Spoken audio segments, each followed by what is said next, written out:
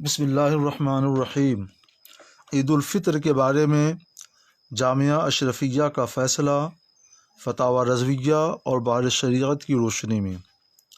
از محمد نظام الدین رضوی، برکاتی، مبارک پور۔ بسم اللہ الرحمن الرحیم۔ حامدوں و مسلیوں و مسلمہ۔ آج عید الفطر کے بارے میں جامعہ اشرفیہ کا فیصلہ آتے ہی ایک مخصوص حلقے سے فون آنے لگے اور انہوں نے مختلف انداز میں مجھے اپنی شرافتوں کی سوغات پیش کی۔ میرے پاس نہ وہ زبان ہے، نہ وہ جوش اور جذبہ، مگر کچھ فقہی جزیات اور نکات ضرور ہیں جو ان حضرات کی تفہیم اور اپنے احباب کی تسکین کے لیے پیش کرتا ہوں۔ خدا کرے یہ تحفہ قبول ہو۔ ہم نے فیصلہ جاری کرنے سے پہلے فقہی نقطہ نظر سے کئی حیثیتوں سے غور کر لیا تھا، پھر امت کی خیرخواہی کے لیے اپنے شرعی فیصلے کو عام کیا۔ ہم انہی باتوں کا ایک انتخاب پیش کرتے ہیں۔ مطلع صاف ہو تو 4 آدمیوں کی شہادت سے کچھ نہیں ہوتا۔ مطلع صاف ہو تو 4 آدمیوں کی شہادت سے کچھ نہیں ہوتا۔ یہ جماعت تو ہے مگر جماعت عظیم نہیں ہے۔ چنانچہ فقیہ فقید المثال اعلیٰ حضرت امام احمد رضا رضی اللہ تعالیٰ عنہ فرماتے ہیں، رہا ان گواہیوں کا حال، مذہب مشہور و مختار متون غور کیجئے کتنے عظیم الشان الفاظ استعمال کر رہے ہیں اعلیٰ حضرت امام احمد رضا علیہ الرحمہ۔ رہا ان گواہیوں کا حال، مذہب مشہور و مختار متون و مصحح کبار ائمہ پر، تو یہ شہادت محض محمل کا مطلب بیکار، مصحح کبار ائمہ پر تو یہ شہادت محض محمل و نامسموع ہے کہ بحالت صفائی مطلع، یعنی جب مطلع صاف ہو، کہ بحالت صفائی مطلع 2-4 کی شہادت سے کچھ نہیں ہوتا۔ 4 میں اپنی طرف سے نہیں بڑھا رہا ہوں کہ کہہ دیا جائے کہ مفتی صاحب نے بڑھا کر کے اور ہمارے اوپر کچھ کام کر دیا۔ نہیں۔ فتاوی رضویہ دیکھ لیجئے، فتاوی رضویہ جلد 4 صفحہ 537 سنی دارالاشاعت دیکھ لیجئے۔ اس میں اعلیٰ حضرت علیہ الرحمہ کیا لکھتے ہیں کہ بحالت صفائی مطلع 2-4 کی شہادت سے کچھ نہیں ہوتا، جمع عظیم چاہیے۔ اس سے کیا معلوم ہے کہ جمع عظیم کے لیے 4 آدمی کافی نہیں ہیں، جمع عظیم چاہیے، 4 کی شہادت سے کچھ نہیں ہوتا۔ گھوسی میں 4 ہی لوگوں نے شہادت دی ہے اور مغرب کے وقت وہاں کا مطلع صاف تھا۔ مجھے متعدد لوگوں نے واضح لفظوں میں یہ بات بتائی۔ میں اپنے بڑوں خصوصاً اساتذہ کرام سے محبت اور قلبی عقیدت رکھتا ہوں، اور اس فیصلے میں بھی میں نے کسی کی عظمت شان کو نشانہ نہیں بنایا ہے۔ ہاں، میں نے اپنے اس فیصلے کی بنیاد فتاوی رضویہ کے اس اقتباس پر رکھی ہے کہ 4 کی شہادت سے کچھ نہیں ہوتا۔ 4 کی شہادت پر فیصلہ ہوا ہے اور اعلیٰ حضرت فرماتے ہیں کہ 4 کی شہادت سے کچھ نہیں ہوتا، جمع عظیم چاہیے۔ دیکھیے، ایک طرف اعلیٰ حضرت کیا فرماتے ہیں کہ 4 کی شہادت سے کچھ نہیں ہوتا، اور یہاں 4 کی شہادت سے سب کچھ ہو گیا اور روزہ بھی توڑ دیا گیا۔ افسوس افسوس افسوس۔ اعلیٰ حضرت فرماتے ہیں 4 کی شہادت سے کچھ نہیں ہوتا اور یہاں سب کچھ ہو گیا، اور فرماتے ہیں جمع عظیم چاہیے۔ دوستو، جمع عظیم کا مطلب تو سمجھو۔ اعلیٰ حضرت علیہ الرحمہ جیسا فقیہ یہ بول رہا ہے، ان کی ارشاد سے جمع عظیم کا مطلب سمجھنا چاہیے۔ یہ کیسے ممکن ہے کہ میں فقیہ فقید المثال اعلیٰ حضرت امام احمد رضا علیہ الرحمہ کے اس فیصلے کے خلاف کوئی فیصلہ لیتا؟ کہ آپ فرمایا کہ 4 کی شہادت سے کچھ نہیں ہوتا اور میں فیصلہ لے لیتا سب لوگ روزہ توڑ دیں؟ میں اس فیصلے کے خلاف کیسے ایسا فیصلہ لے سکتا تھا؟ گھوسی تو میرے عزیزوں، گوسی تو مبارک پور سے بس 1 گھنٹے کی مسافت پر ہے۔ حق یہ ہے کہ اگر مبارک پور میں خود میرے بیٹے اور میرے تلامذہ میرے پاس آ کر 4 کی تعداد میں شہادت دیتے، جبکہ مطلع صاف تھا، تو میں ہرگز قبول نہیں کرتا اور فیصلہ وہی جاری کرتا جو جاری کیا ہے۔ آپ لوگ گوگل سے مسافت ناپ رہے ہیں؟ میرے تقوی اور میری اتباع شریعت کو دیکھو، میں نے وہی کیا ہے جو اعلیٰ حضرت علیہ الرحمہ کا ارشاد ہے، فرمان ہے، فیصلہ ہے۔ میرے مہربانوں، تم جو چاہو مجھے کہہ لو۔ کہتے ہو تم نے شریعت سے کھلواڑ کیا ہے، کہو، مجھ کو کہو، مگر ان عبارتوں سے استدلال کو تم شریعت سے کھلواڑ کہتے ہو۔ افسوس، کیا ظلم ہو رہا ہے شریعت پر۔ میرے مہربانوں، تم جو چاہو مجھے کہہ لو، مگر کم از کم اعلیٰ حضرت کا نام لینے کی تو لاج رکھو۔ الحمدللہ، حضرت محدث کبیر دامت ظلہ العالی میرے استاذ ہیں۔ میرے دل میں ان کے لیے محبت ہے، قدر ہے، احترام ہے۔ اس کے سوا میری تحریر و تقریر سے کہیں کچھ بھی نہیں ملے گا، مگر اس کا یہ مطلب نہیں ہے کہ شریعت کے مسئلے میں اعلیٰ حضرت علیہ الرحمہ کی تحقیق اور فیصلے سے صرف نظر کر لوں۔ میری نگاہ میں اعلیٰ حضرت علیہ الرحمہ کا یہ فرمان نہ ہوتا، یہ شرعی مسئلہ بجائے خود نہ ہوتا، تو میں حضرت محدث کبیر دامت ظلہ العالی سے اپنے نام کتاب القاضی القاضی کے لیے درخواست کرتا، اور مجھے ان کے کرم سے توقع ہے کہ ضرور بھیج دیتے ہیں، مگر شرعی اور فقہی مسئلے میں ہمیشہ شرعی دلیل کو ترجیح دینا چاہیے، اور میں یہی کرتا ہوں۔ آج امت مسلمہ عجیب کشمکش سے دوچار ہے، کاش کہ ہمارے مہربان کچھ اس کا بھی لحاظ رکھتے۔ اللہ تعالیٰ کی ارشاد ہے، وَإِذَا قُلْتُمْ فَعْدِلُوا وَلَوْ كَانَ ذَا قُرْبَىٰ، سورۃ الانعام آیت 152۔ ترجمہ کنز الایمان سے کر دیا ہے، نقل کی بول رہا ہوں۔ اعلیٰ حضرت نے ترجمہ کیا ہے، اور جب بات کہو تو انصاف کی بات کہو، اگرچہ تمہارے رشتہ دار کا معاملہ ہو۔ کاش کی ہمارے مہربان فتح رضویہ کو اعلیٰ حضرت کو ماننے کی لاج رکھتے تو آج کم سے کم عید الفطر کے اس مسئلے میں تو امت کسی کشمکش کی شکار نہیں ہوتی۔ امام احمد رضا علیہ الرحمہ کی رسالہ طرق و اثبات الہلال مشمولہ فتح رضویہ جلد 4 میں بھی یہ وضاحت ہے۔ آپ لکھتے ہیں، یعنی امام احمد رضا علیہ الرحمہ لکھتے ہیں، مگر عیدین میں اگر مطلع صاف ہو، اور مطلع کا صاف ہونا تمام مسلمان سمجھتے ہیں، ایسا نہیں ہے کہ آسمان کو دیکھ کر کہہ دیں مطلع صاف ہے۔ مسلمان سمجھتا ہے کہ آسمان آسمان ہے، مطلع مطلع ہے، کسی کی آنکھوں میں دھول نہیں جھونکنی چاہیے۔ مسلمان اتنا سمجھتا ہے، علماء اتنا سمجھتے ہیں۔ میں نے علماء سے معلوم کیا ہے، اہل علم سے معلوم کیا ہے، جنہوں نے بتایا ہے کہ مطلع صاف تھا۔ مگر عیدین میں اگر مطلع صاف ہو، اعلیٰ فرماتے ہیں کہ مگر عیدین میں اگر مطلع صاف ہو اور مسلمان رویت ہلال میں کاہلی نہ کرتے ہوں، اور وہ 2 گواہ جنگل یا بلندی سے نہ آئے ہوں، تو اس صورت میں وہی جماعت عظیم درکار ہے۔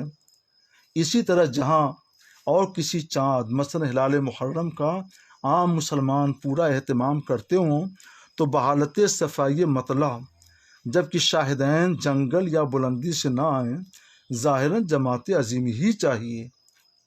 یہ صرف عید ہی کے لیے نہیں، ہلال محرم کے لیے بھی حضرت اعلیٰ علیہ یہ فرما رہے ہیں کہ جس وجہ سے اس کا ایجاب، یعنی جماعت کثیرہ کا لازم ہونا، واجب ہونا رمضان اور عیدین میں کیا گیا تھا، یہاں بھی حاصل ہے۔ فتح رضویہ جلد 4 صفحہ 547 سنی دارالارشاد۔ اس عبارت سے صاف آیا ہے کہ مطلع صاف ہو تو جماعت عظیم درکار ہے، اور کھلی ہوئی بات ہے کہ 4 آدمی کی جماعت جماعت عظیم نہیں ہے۔ اعلیٰ حضرت فرما چکے ہیں، اس کو دیکھ لینا چاہیے۔ اپنی مرضی سے اور اپنی طبیعت کے مطابق فقہی عبارتوں کی تشریح نہ کی جائے۔ فقہی عبارتوں کی تشریح فقہی عبارتوں کی تشریح فقہا کے سردار عظیم المرتبات اعلیٰ حضرت امام احمد رضا سے سمجھنے کی کوشش کی جائے اور ان سے انحراف نہ کیا جائے کہ اپنی جماعت جی سے کہہ دیا کہ 4 آدمی تھے جماعت عظیم ہو گئی. یہ کون سی بات رہی؟ اعلیٰ حضرت کیا ہیں کہ 4 کی شہادت سے کچھ نہیں ہوتا اور اب کہا جا رہا ہے کہ 4 بھی جماعت عظیم ہے. افسوس. اور یہ بھی ایک زمینی حقیقت ہے کہ عید کا چاند مکان کی بلندیوں سے بھی بے شمار لوگ دیکھتے ہیں اور آبادیوں کے باہر سے بھی دیکھتے ہیں. صدر الشریعہ رحمۃ اللہ تعالی علیہ بار شریعت میں لکھتے ہیں مسئلہ نمبر 14، اگر مطلع صاف ہو تو جب تک بہت سے لوگ شہادت نہ دیں چاند کا ثبوت نہیں ہو سکتا. بہت سے لوگ شہادت نہ دیں چاند کا ثبوت نہیں ہو سکتا. رہا یہ کہ یہ بہت سے لوگ وہی جمع غفیر، جمع عظیم، جماعت عظیم، جماعت کثیر کی تعبیر ہے. رہا یہ کہ اس کے لیے، کس کے لیے؟ بہت سے لوگ اس کا مرجع ہے. رہا یہ کہ اس کے لیے کتنے لوگ چاہیے جس پر بہت سے لوگ کا اطلاق کیا جائے، یعنی جماعت عظیم جماعت کثیر کا اطلاق کیا جائے. یہ قاضی کے متعلق ہے. تو یہ مطلب نہیں ہے قاضی متعلق ہونے کا کہ 2 کو کہا دے کہ 2 پر ہم کو اطمینان ہے تو وہی جماعت عظیم ہو جائے، 4 کہہ دے تو 4 ہی جماعت عظیم ہو جائے. جتنے گواہوں سے اسے غالب گمان ہو جائے حکم دے دے گا. اس کو سمجھنے کے لیے شامی میں کتب معتمدہ سے علامہ ابن عابدین شامی رحمۃ اللہ نے جو عبارتیں نقل کی ہیں اس کو پڑھنا چاہیے. یہ میں نے عرض کیا تھا کہ اپنی طبیعت سے فقہا کی عبارت کی تشریح نہ کی جائے. فقہا کی عبارت کی تشریح فقہا کے کلام سے سمجھا جائے. مسئلہ نمبر 15، جماعت کثیرہ کی شرط. دیکھیے وہاں حضرت لکھا تھا صدر الشریعہ نے بہت سے لوگ شہادت کا لفظ بولے تھے اور یہاں جماعت کثیرہ بول رہے ہیں. جماعت کثیرہ کی شرط اس وقت ہے جب روزہ رکھنے یا عید کرنے کے لیے شہادت گزرے. بار شریعت حصہ 5 حصہ پنجم صفحہ 977 مجلس المدینہ. اور یہ بات کہ جتنے گواہوں سے اسے یعنی قاضی کو غالب گمان ہو جائے جماعت کثیرہ کے سلسلے میں ہے، مطلق جماعت کے سلسلے میں نہیں. یعنی قاضی کو مثلا 15-20 آدمیوں پر غالب گمان ہو جائے تو قاضی ان کی شہادت پر چاند کا فیصلہ کر دے گا. اور 4 آدمی جماعت کثیرہ نہیں ہیں جیسا کہ فتح و رضویہ کی شہادت گزری. طبیعت کو شریعت نہ بنایا جائے. رد المختار دیکھیے بہت سی کتابوں کے حوالے سے انہوں نے کیا کیا لکھا ہے. وہ لکھتے ہیں کہ وہ کتنے لوگ ہیں جن کو جمع عظیم کہا جائے. تو ایک قول نقل کیا 500 ہونا چاہیے، ایک قول نقل کیا ہے کہ ایک محلہ پورے ایک محلے کے لوگ ہونا چاہیے، اور بھی کچھ قول نقل کیے ہیں. اور پھر بعد میں لکھتے ہیں وَالصَّحِيحُ مِنْ هَذَا كُلِّهِ أَنَّهُ مُفَوَّضٌ إِلَى رَأْيِ الْإِمَامِ إِنْ وَقَعَ فِي قَلْبِهِ صِحَّةُ مَا شَهِدُوا بِهِ وَكَثُرَتِ الشُّهُودِ. کثرت الشہود کا لفظ ہے. امر بالصوم انتہا وکذا صححہ فی المواہب وتبعہ الشرنبلالی. رد المختار جلد جز 2 صفحہ 101 ماجدیہ. یہاں ایک خلجان کسی کو ہو سکتا ہے.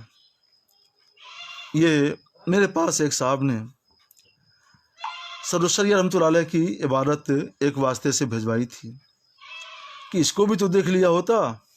تو میرا عزیز دیکھا تھا، پہلے بھی دیکھا تھا، اس وقت بھی دیکھ لیتا ہوں. سن لیجئے یہاں ایک خلجان کسی کو ہو سکتا ہے کہ مسئلہ نمبر 15 میں حضرت صدر الشریعہ رحمۃ اللہ علیہ نے یہ بھی لکھا ہے اور اگر کسی اور معاملے کے لیے یعنی عید کے علاوہ کسی اور معاملے کے لیے 2 مرد یا 1 مرد اور 2 عورتوں ثقہ کی شہادت گزری اور قاضی نے شہادت کی بنا پر حکم دے دیا تو اب یہ شہادت کافی ہے. روزہ رکھنے یا عید کرنے کے لیے بھی ثبوت ہو گیا. بار شریعت حصہ پنجم صفحہ 977 مجلس المدینہ. میرے عزیز انصاف شرط ہے کہ ہم جس مسئلے کی تہ میں جا کر حقیقت کی نقاب کشائی کر رہے ہیں کیا وہ یہی مسئلہ ہے؟ اس مسئلے میں مستقل طور پر خاص عید کے ثبوت کے لیے شہادت دی گئی ہے۔ یعنی آج کا جو موجودہ مسئلہ ہے، اس مسئلے میں مستقل طور پر خاص عید کے ثبوت کے لیے شہادت لی گئی ہے، اور بہر شریعت والے اس مسئلے میں مستقل طور پر قصداً حق العبد کے ثبوت کے لیے شہادت لی گئی ہے۔ ہمارے اس مسئلے کا تعلق حق اللہ سے ہے، اور بہر شریعت اس مسئلے کا تعلق حق العبد سے ہے۔